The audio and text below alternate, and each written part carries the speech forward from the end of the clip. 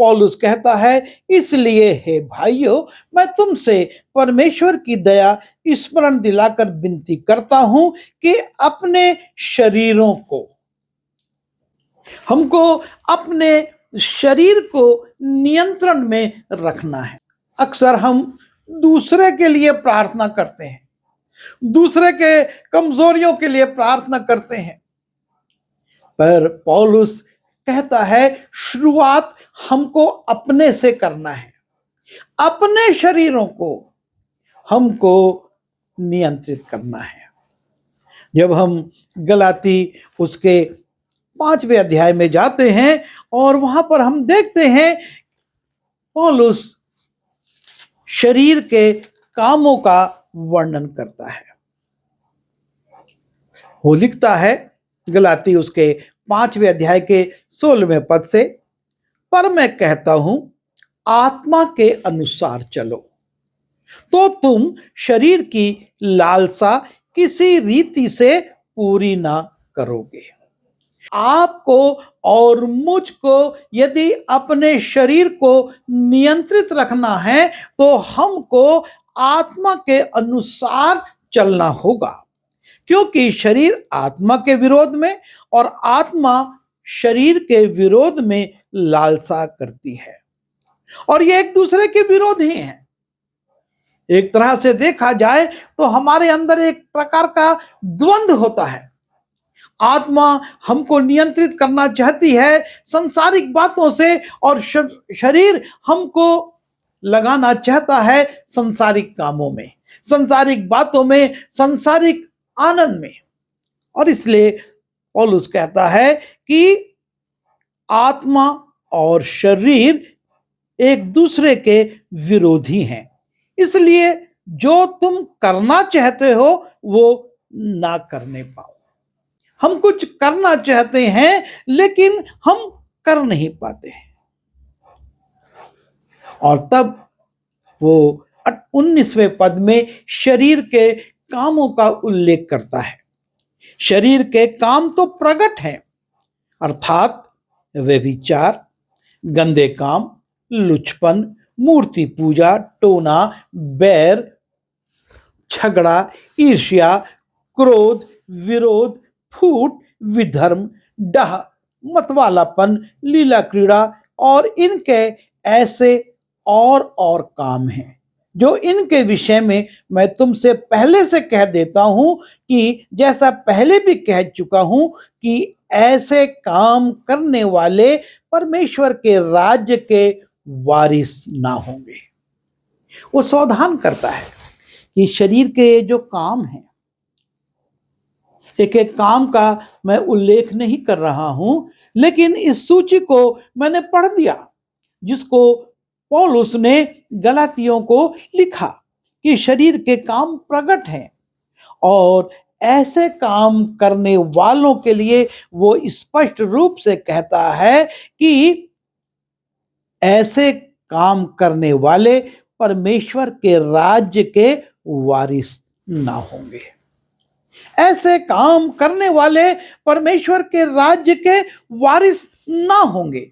और जब हम प्रकाशित वाक्य उसके 20वें अध्याय में जाते हैं और वहां पर बड़ी स्पष्टता के साथ लिखा है, फिर मैंने छोटे बड़े सब मरे हुओं को सिंहासन के सामने खड़े देखा। हमने सबोपदेशक में पढ़ा कि मिट्टी मिट्टी में मिल जाती है और आत्मा परमेश्वर के पास लौट जाती है, और किसी एक मनुष्य, किसी एक झुंड या किसी एक जाति या किसी एक राष्ट्र के लिए नहीं, ये सबके लिए है कि हर एक की आत्मा, हर मनुष्य की आत्मा परमेश्वर के पास लौट जाती है। और तब प्रकाशित वाक्य में लिखा है, फिर मैंने छोटे बड़े सब मरे हुओं को सिंहासन के सामने खड़े देखा, और पुस्तकें खोली गई, और फिर एक और पुस्तक खोली गई, अर्थात जीवन की पुस्तक। और जैसे उन पुस्तकों में लिखा हुआ था उनके कामों के अनुसार जो शरीर में रहते हुए इन लोगों ने जो अभी आत्मा के रूप में परमेश्वर के सामने खड़े हैं, उनके लिए लिखा है। और जैसे उन पुस्तकों में लिखा हुआ था, उनके कामों के अनुसार मरे हुओं का न्याय किया गया। उन कामों के अनुसार जो आपने और मैंने, मेरे अजीजों ने, इस संसार के लोगों ने शरीर में रहते हुए किए थे, उनका उल्लेख परमेश्वर की पुस्तक में लिखा हुआ। वो पुस्तकें खोली गई और उन कामों के अनुसार मरे हुओं का न्याय किया गया। ये बहुत जरूरी है कि हम अपने शरीर पर नियंत्रण रखें। और इसलिए पौलुस कहता है कि अपने शरीरों को, हम दूसरे के शरीरों पर, दूसरे के बातों पर, दूसरे के कार्यों के ऊपर बहुत टीका टिप्पणी करते हैं, आलोचनाएं करते हैं, उनके विषय में चर्चा करते हैं। लेकिन हम अपने जीवन को देखें, अपने शरीर को देखें। इस शरीर में कौन से काम प्रकट हो रहे हैं? क्योंकि शरीर के काम प्रकट हैं, वे विचार, गंदे काम, लुचपन, मूर्ति पूजा, टोना, बैर, झगड़ा, ईर्ष्या, क्रोध, विरोध, फूट, विधर्म, डाह, मतवालापन, लीला क्रीड़ा, इस प्रकार के तमाम कार्य, इनमें से कोई एक भी कार्य यदि हमारे जीवन से, हमारे शरीर से हो रहा है, तो वो पुस्तक में लिखा जाएगा और न्याय के रोज उसको खोला जाएगा, पढ़ा जाएगा और उस काम के अनुसार जो हमने शरीर में रहते हुए करे, उसका न्याय किया जाएगा। उसका प्रतिफल आपको और मुझको उस दिन मिलेगा।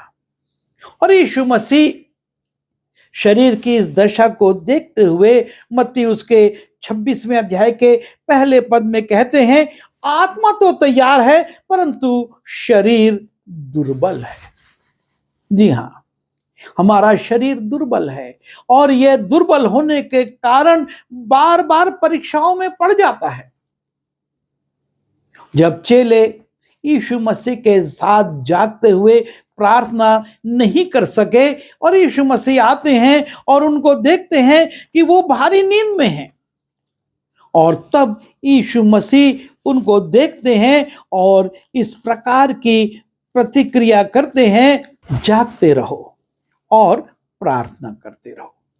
यीशु मसीह अपने चेलों को जो 3.5 वर्ष तक उनके साथ रहे थे, उनसे कहते हैं, जागते रहो और प्रार्थना करते रहो कि तुम परीक्षा में ना पड़ो। आत्मा तो तैयार है परंतु शरीर दुर्बल है। शरीर की दुर्बलताएं आत्मा को प्रभावित करती हैं और उसका दंड आत्मा उठाती है। और इसलिए बहुत जरूरी है कि हम अपने शरीर पर नियंत्रण रखें। पौलुस कुरिन्थ की मंडली को लिखता है कि मैं अपने शरीर को मारता कूटता हूं। क्या तुम नहीं जानते कि तुम्हारी देह पवित्र आत्मा का मंदिर है? जब हम पहला कुरिन्थी उसके 9वें अध्याय के 27वें पद में जाते हैं और वहां पर पौलुस कहता है, परंतु मैं अपनी देह को मारता कूटता और वश में लाता हूं, ऐसा ना हो कि औरों को प्रचार करके मैं आप ही किसी रीति से निकम्मा ठहरूं। क्योंकि वो जानता है कि जो मैं करना चाहता हूं वो मैं कर नहीं पाता, और जो नहीं करना चाहता वो मुझसे हो जाता है। और इसलिए ऐसा ना हो, वो कहता है, मैं अपनी देह को मारता कूटता और वश में लाता हूं। हमको अपने शरीर पर विचार करना है। उसे मारना कूटना है, उसको वश में लाना है, ताकि हम शरीर की अभिलाषाओं में ना पड़े, लेकिन हम आत्मा के अनुसार चलें, ताकि परमेश्वर से हम प्रतिफल पा सकें। प्रभु हमारी सहायता करे कि हम पौलुस के समान अपने शरीर को मारे कूटें, उसको वश में लाएं, ताकि हम परीक्षा में ना पड़े। जैसा यीशु ने कहा, जागते और प्रार्थना करते रहो। यदि हम जागते और प्रार्थना करते रहेंगे, अपने शरीर को मारते और कूटते रहेंगे, वश में लाते रहेंगे, तो हम परीक्षा में नहीं पड़ेंगे और प्रभु यीशु मसीह से प्रतिफल पाएंगे।